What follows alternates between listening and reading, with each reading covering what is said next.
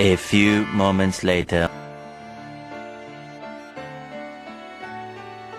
2,000 years later. One eternity later.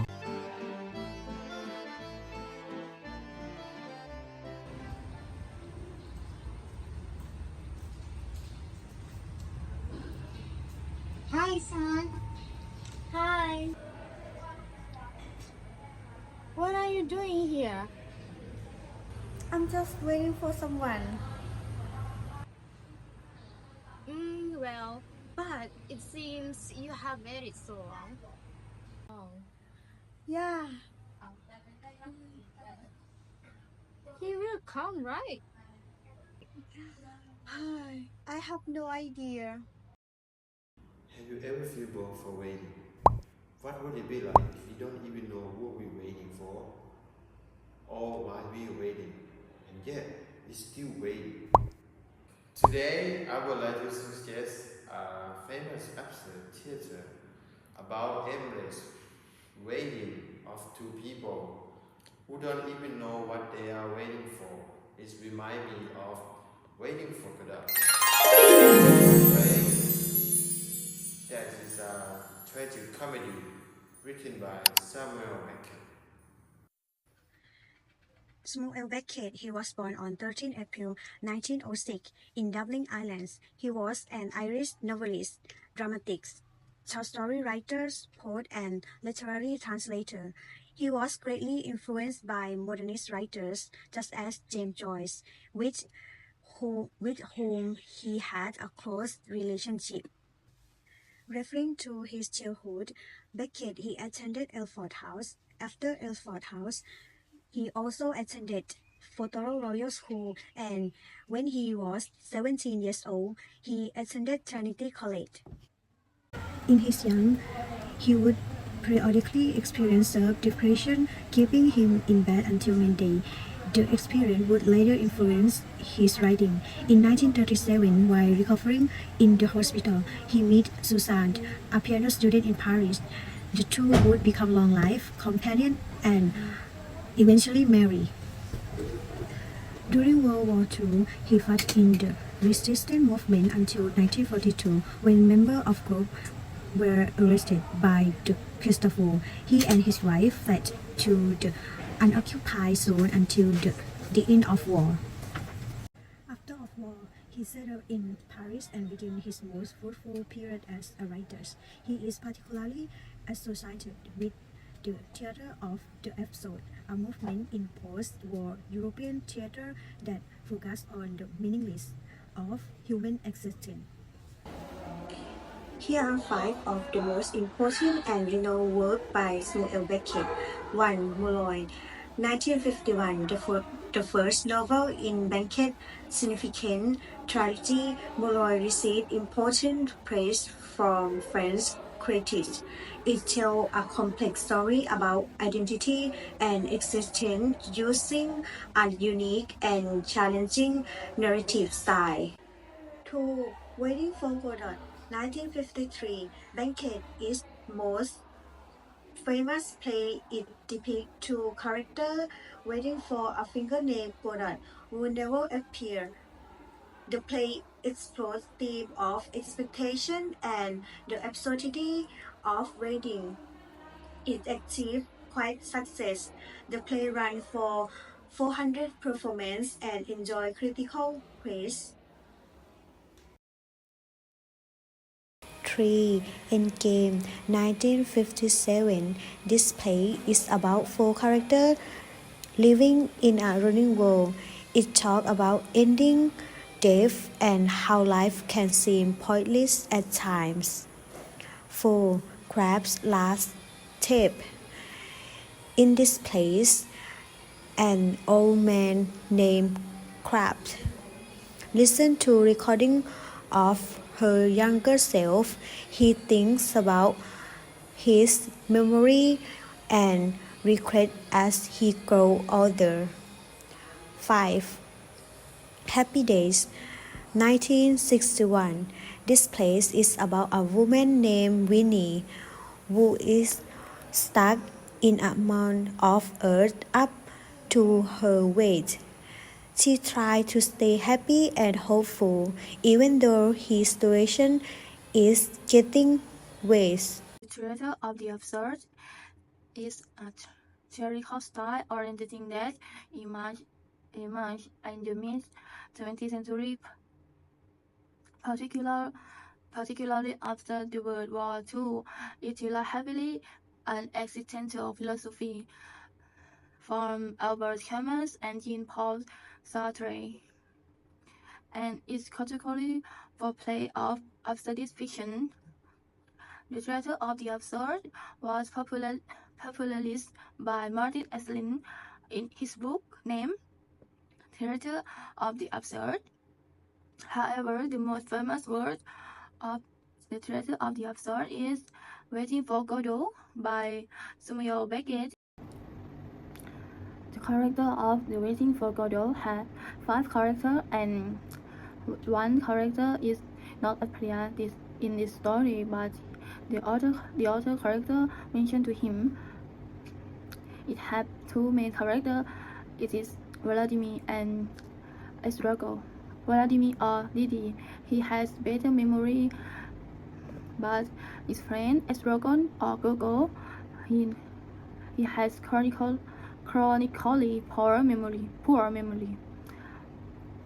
Vladimir or Didi, he is more intellectual and philosophical.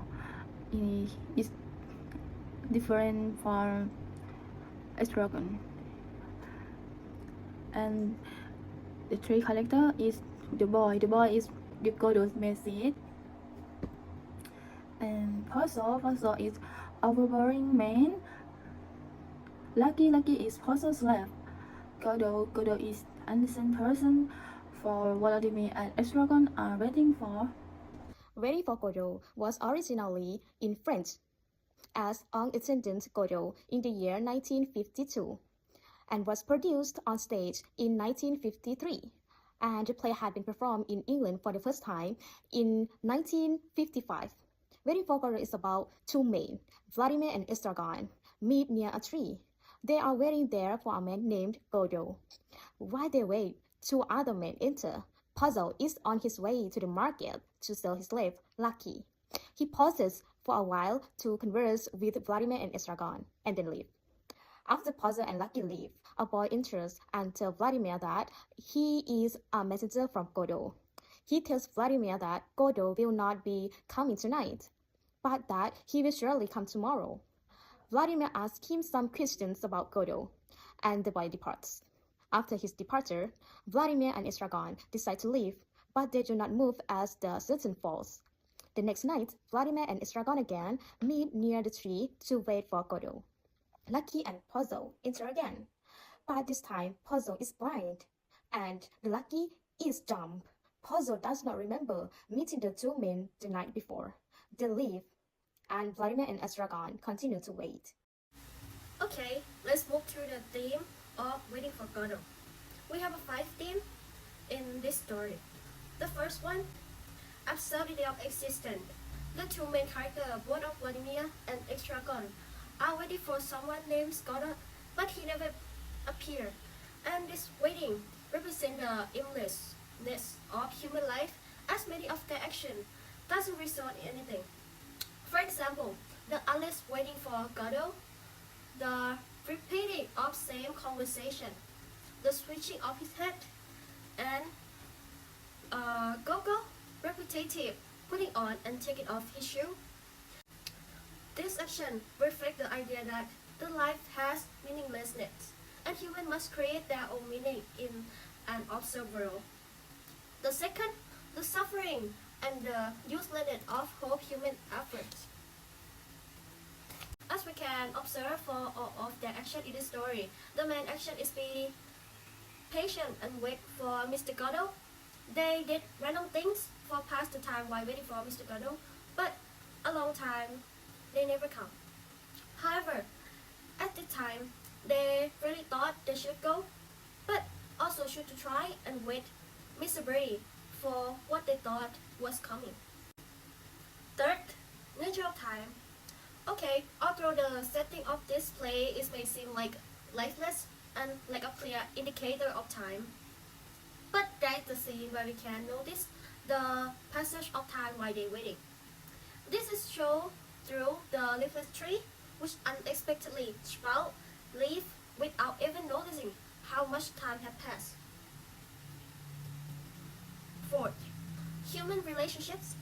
Okay, they show that even though their relationship is kind of weird, but with both arguments and laugh together, they still stay together and rely on each other. This reflects that human need for interdependence, where despite often annoying each other, but they still keep a complex relationship in this woolly world. And the last one, fifth, religious and existential. The fact that the two characters refuse to leave and insist to wait for Mr. Godot can be compared to human belief in God. They believe in God and follow God's word with conviction, even though they may never see God by themselves. But they still do this to give themselves have something to sustain their spirits. The conflict. There are two conflicts in this story. First, internal conflict. Both of Vladimir and Estragon experience internal conflicts. Estragon struggle with uncertainty about the purpose of his life, and his anxiety about despair often think about it. Meanwhile, Estragon struggle with physical and emotional discomfort. Their different attitude toward waiting and handling with their situation reflect their internal conflict. The second, interpersonal conflict. The interaction between Vladimir and Estragon are often marked by tension and disagreement. Their argument and contrasting attitude toward waiting and their situation illustrate their complex relationship and how they depend on each other, even though they argue a lot. The setting. Throughout the play Waiting for Godot, there's only one setting, art, an open space with a leaflet tree and a solitary atmosphere. There's no chance of scene throughout the play. It focuses on the action of character and the entrance and exit of other characters. In this scene, there's no indicator of time or place, just the single tree and the character talking. It's showing an empty atmosphere, the loneliness and hopelessness that is transmitted to the audience. Waiting for Godot. This quote may refer to waiting for someone or something that had yet to arrive, highlighting both hope and despair in humans at the same time. Is that not enough for you? The quotation reminds to all recipients not to waste time. We should make the most of our time while we are still alive. Throughout the play, Beckett employs techniques such as repetition, verbal symmetry, pauses and silence, and style of figurative language. Repetition in action. Vladimir constantly takes off his hat, peers inside it, checks it, and puts it on again. Whereas Estragon takes off his shoes, he peers inside it, turns it upside down, and checks it. Repetition overall play. Act 1 and Act 2 with the same dialogue in both acts of Vladimir and Estragon get around in confusion, meet puzzle and lucky, who then leave, find out that Godot will come tomorrow and then remain. And the next, he used verbal symmetry. The dialogue often preaches symmetry. Here's some Estragon words. Say I am happy. So am I. So am I. We are happy. We are happy. What do we do now that we are happy? Waiting for Godot. The next is pauses and silence. Beckett carefully uses pauses and silences to convey the emptiness and tension in the characters' interactions. This moment often highlights the characters' inability to find meaning or direction. Though his techniques are more theatrical, here I find two as metaphor, irony, allusion, and symbolism in play.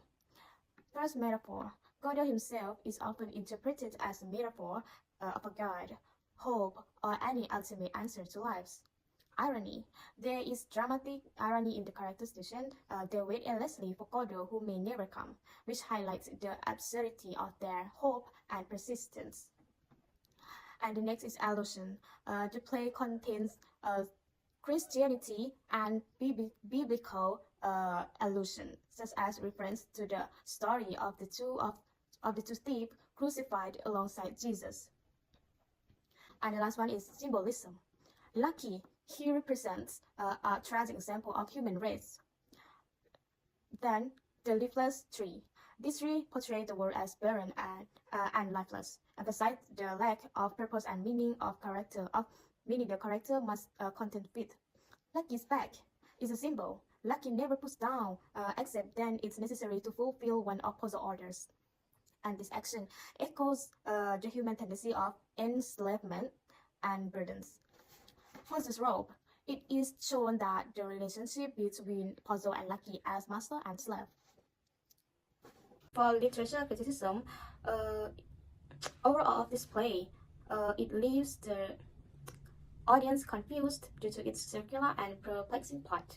Yeah, and it's very difficult to understand that that Beckett want to express or communication about existentialist and absurdist thought. Yeah, so it's hard to understand sometimes. Yeah, but however, I find interesting about the relationship of the character that related to post-war. Yeah.